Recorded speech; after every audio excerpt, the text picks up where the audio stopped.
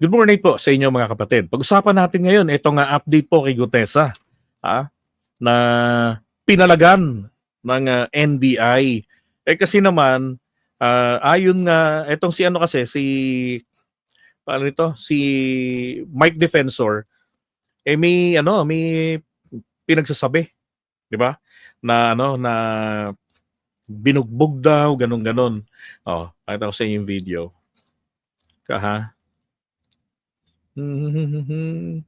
Gutesa. Okay, here we go.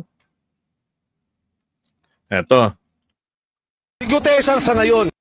Sa rally ho yan sa EDSA. Rally nila.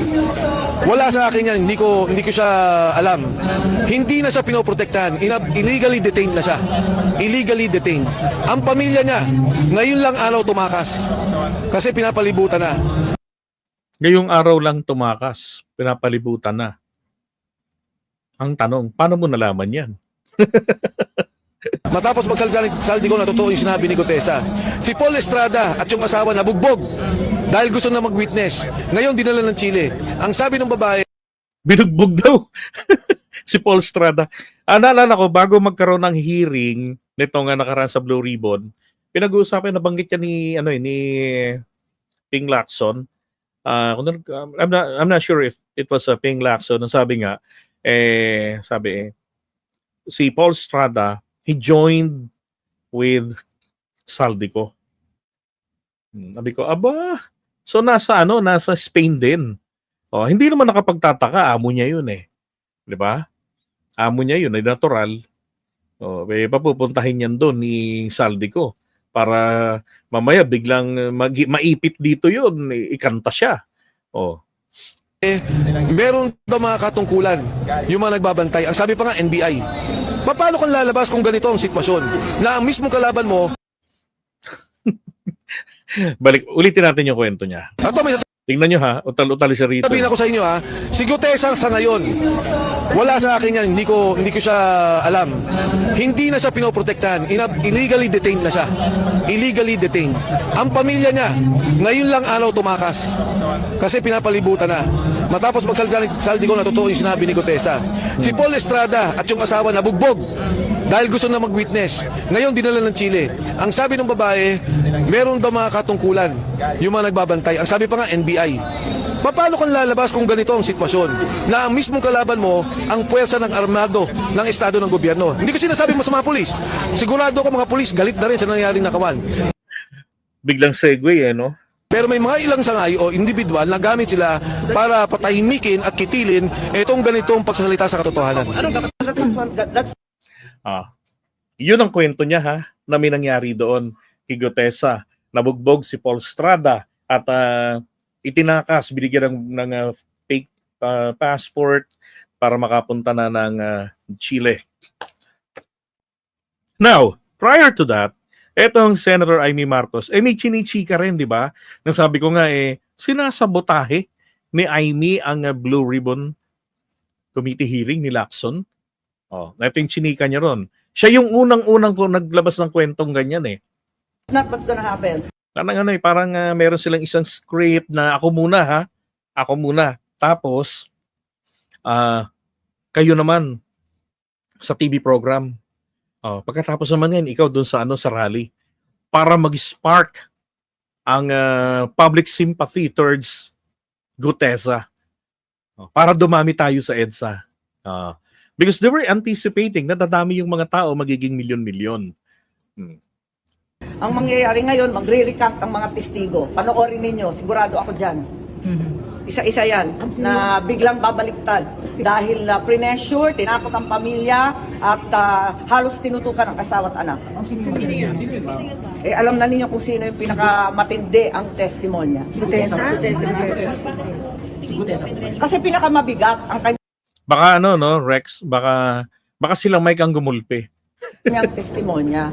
Dahil doon, may personal knowledge at matapang na ibinunyag ang lahat. Talaga naman, tinakot ng todo-todo ang mga pobreng testigo. Hindi tama itong gawain nila. Ang siguresa lang ba o hindi ba pang witness?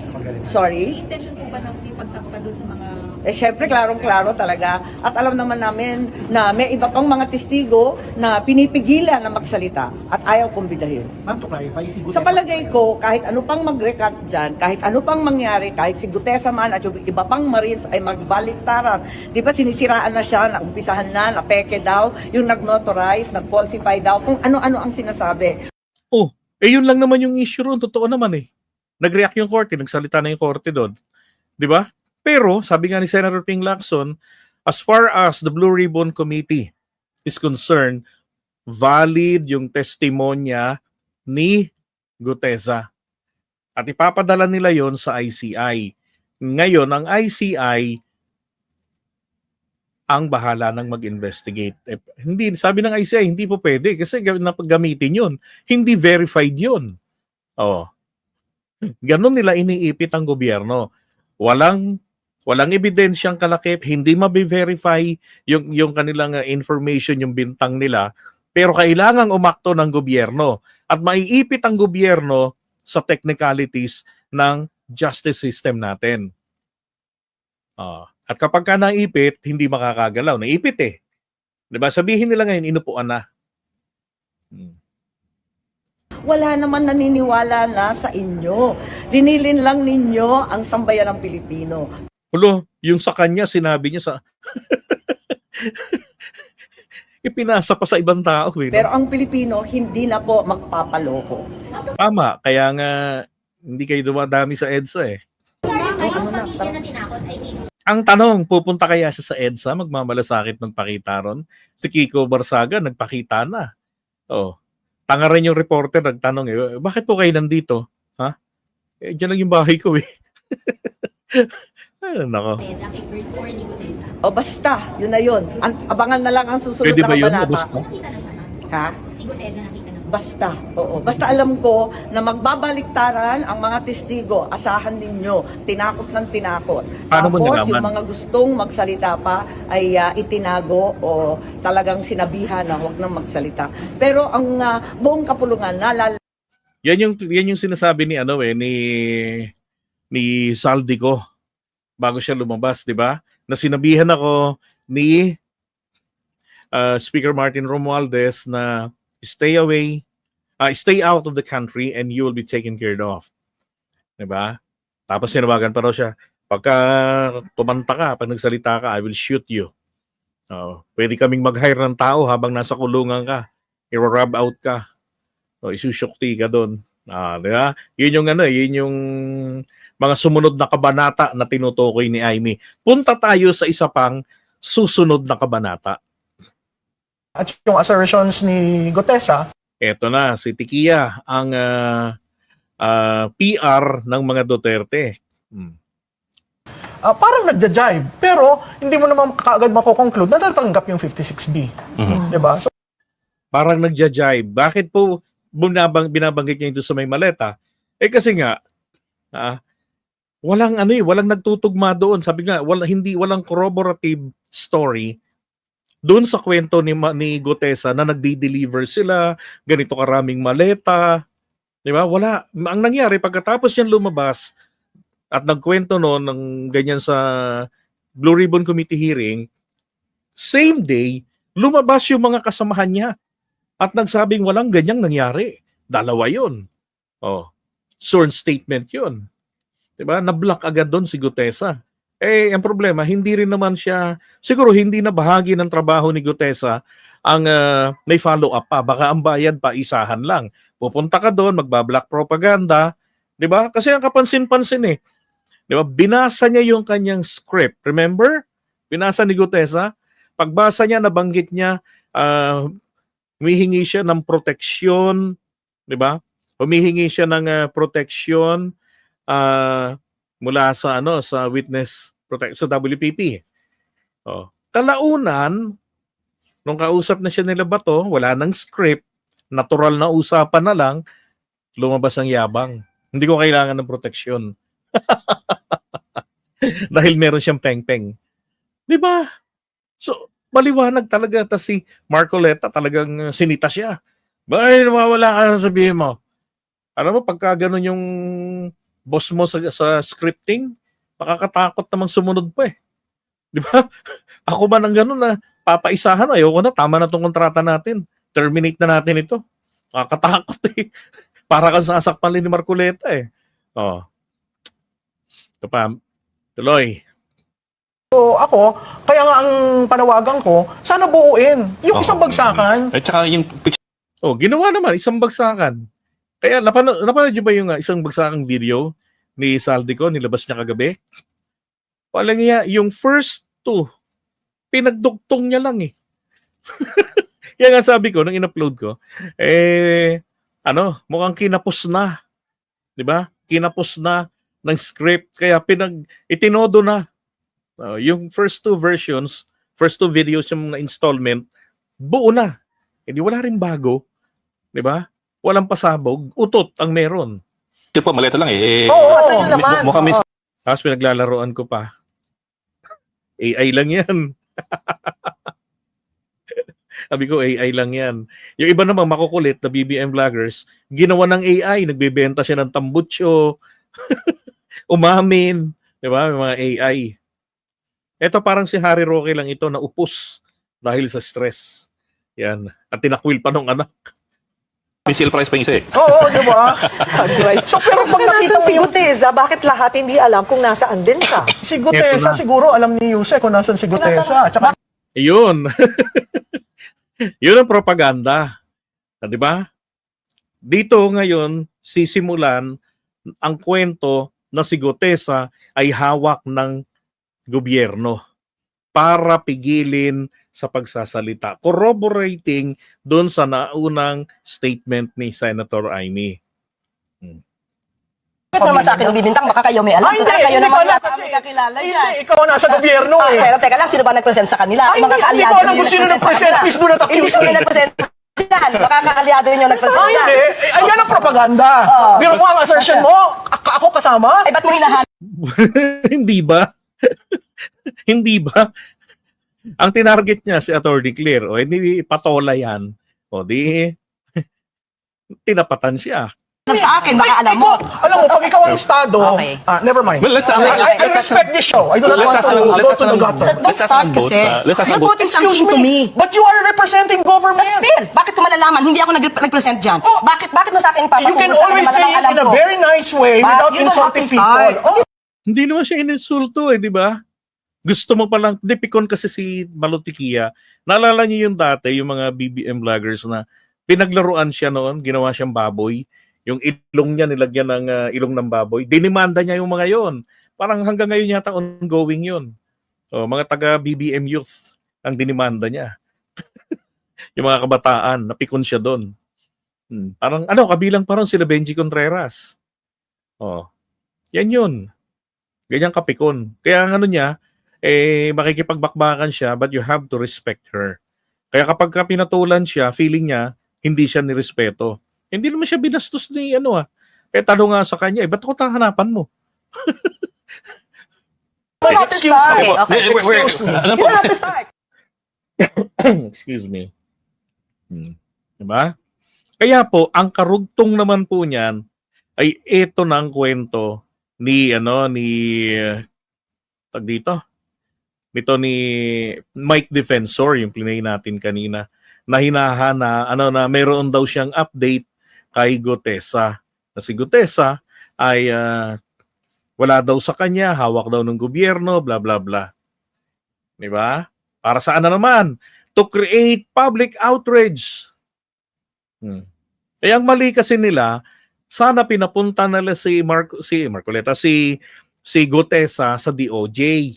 Tapos pinaratrat nila. Yun, magki-create ng public outrage yun. Di ba? Ang problema, tinago nila. Tapos bahala na yung taong bayan magalit. Kumbaga, ilalabas namin si Gutesa, tapos tatago namin, o patataguin namin. Pagkatapos ngayon yan, bahala na ang taong bayan. Di ba? Sabi ni Jen, siya nagsimula, pag pinatulan siya, pabiktim na. That's correct. Di ba? Si Malu. Ay nako, so kita nyo ng diskarte. Yun ang update. At gayon ay mayroon naman po ang NBI. Siguro naman nabasa nyo na yung reaction dyan NBI, ano ho? Hmm. Ito yung kwentong bukid ni ano no? Aid ni Saldico binugbog at pinadala umano sa Chile. Ito yung ano, para hindi makasuhan daw, sabi ng isang abogado, lalagyan nyo ng di umano.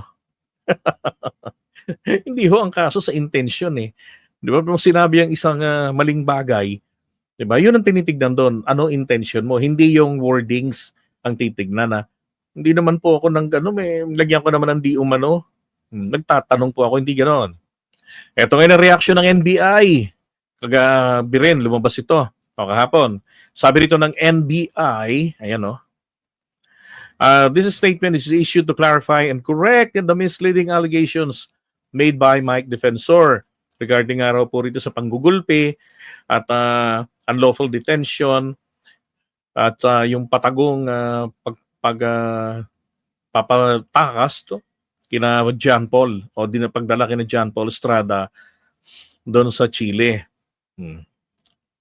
Sabi niya, we categorically deny the claims that Mr. Estrada and his wife were beaten and harmed. Grabe naman no? Pati yung wife ginulpi.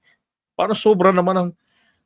Kaya hindi nagiging kapani-paniwala no? Yung kagustuhan nila na makakuha ng public sympathy, dinama yung asawa.